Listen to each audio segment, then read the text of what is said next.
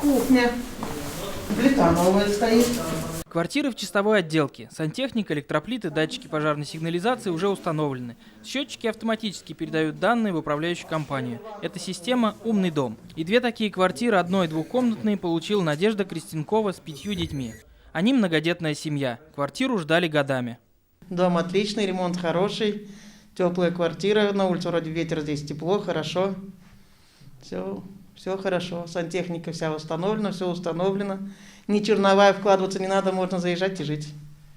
Очень хорошо все. Новый год большая семья встретит в новой квартире. Пока дети выбирают комнаты и из окна разглядывают игровую площадку, младшие уже строят планы, как с новыми друзьями слепят снеговика, сыграют в снежки. Все безопасно, семейный район. Да. В этом доме квартиры получат 388 казанцев. Это бюджетники, ветераны, врачи, дети-сироты. Это одна из самых больших многоэтажек, которые Госжилфонд заселяет в этом году. Сейчас в Салават-Купере в разной степени готовности находится еще 20 домов на 2158 квартир. Мы сегодня заселяем 6-й соципотечный дом с начала этого года в жилом районе Салават-Купере. В нем рассчитано 388 квартир.